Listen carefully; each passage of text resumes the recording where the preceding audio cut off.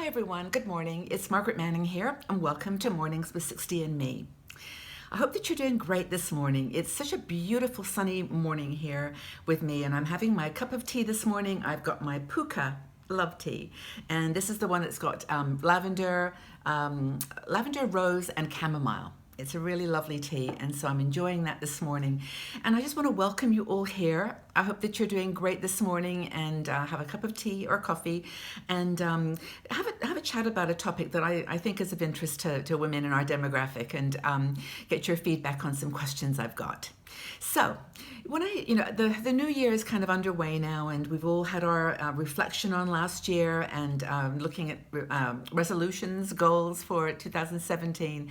And one of the questions is like, kind of, what is really important to us? What do we really fear most about getting older? Is it got to do with lack of money? Has it got to do with our health? Or maybe it's got to do with, loss of family and relationships, changing dynamics in our lives. This is a time of life, we've talked about this before, where we're going through a lot of different transition.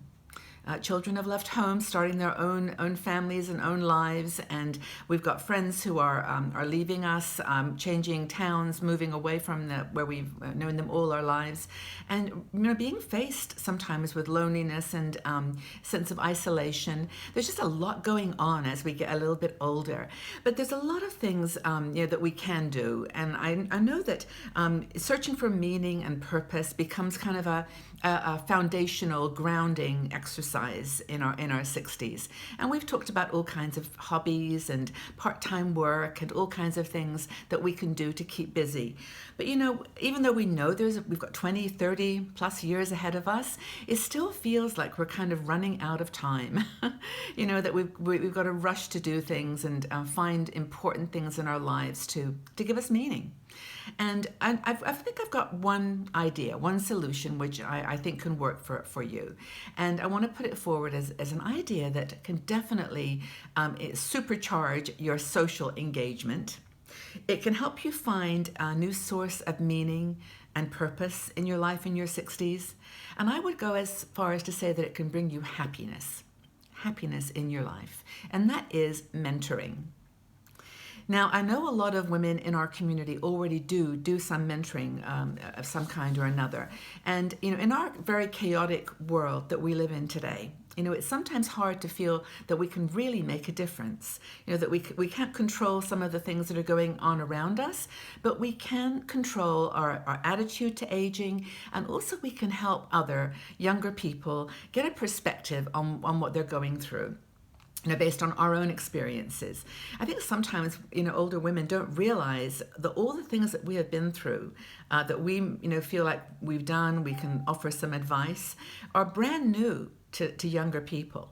And our, sharing our ideas and our own experiences really honestly can help them a lot. We could alter someone's future.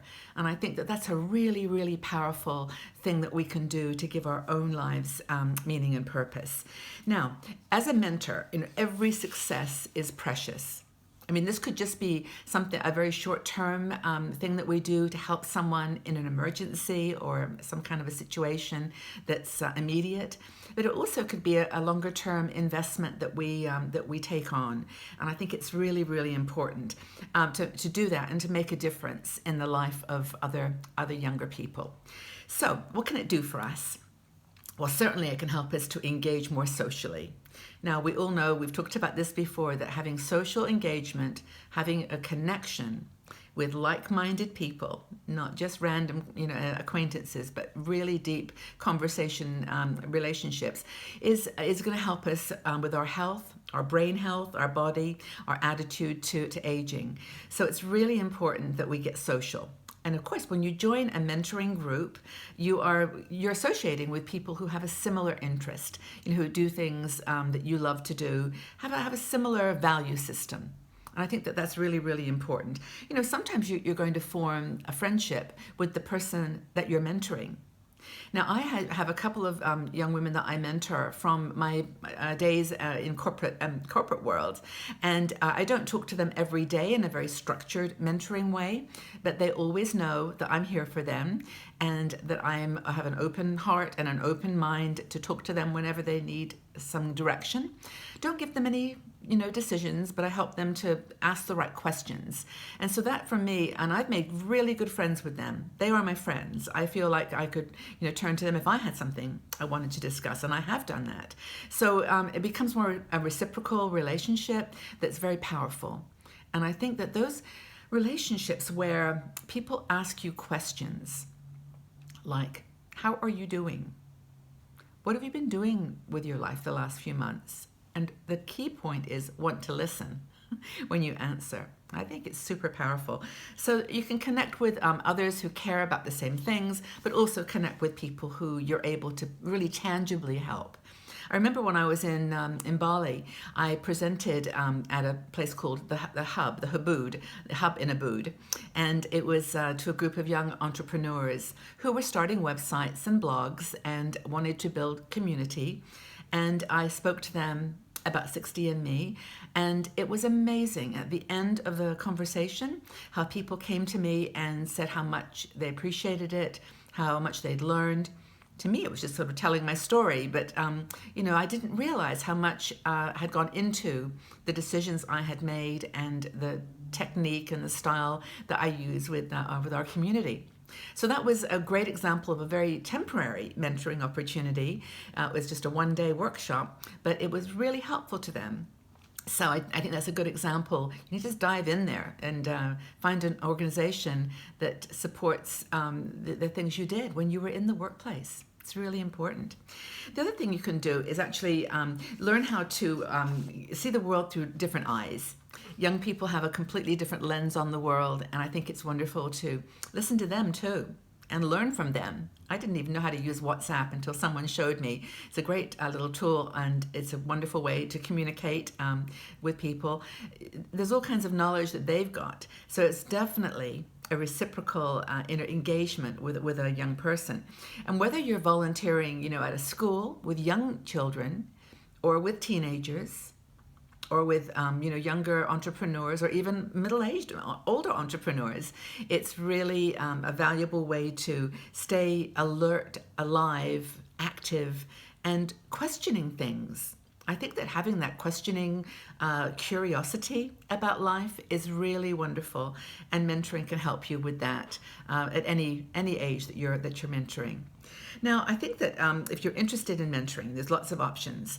There are a couple of groups. I'll put them in the article that I'll include with this video, so where you can go online and just type in your interests, and then it comes up with different organizations that you can reach out to. And I think those are really great volunteering groups. Of course, you can always type in, I want to volunteer with teaching, or with knitting, or volunteer with career planning. Anything that you think you can offer your wisdom. Accounting, whether you've done all kinds of study yourself that you can share. And so I would say use the internet. It's a great resource. And also think about local community organizations. Go to your library. Maybe you want to volunteer with that. Start a book group for younger people. And I think there's a group called mentoring.org. That's a good one of the ones I've written down here that you can go to and find what's available in your neighborhood, in your city. So I think this is hopefully giving you some inspiration and some ideas for doing something that will help you find meaning in your life, stay young at heart, find happiness, and find purpose. So I'd love to ask the question, do you do any mentoring? Are you a mentor? And if so, what do you do? Where do you mentor? And I'd love to hear your stories, what you've done that you have found useful and exciting, and share your experience. I'd love to join that conversation. So the question is, are you a mentor? And if so, where do you mentor? And what do you think are some of the best places to go to mentor? Well, I hope that's been a very thought-provoking and stimulating conversation. I just love sharing these talks with you every day. And have a wonderful day, everybody. And I will look forward to seeing you all back here tomorrow on Mornings with 60 and Me. Take care, everybody. Bye-bye for now.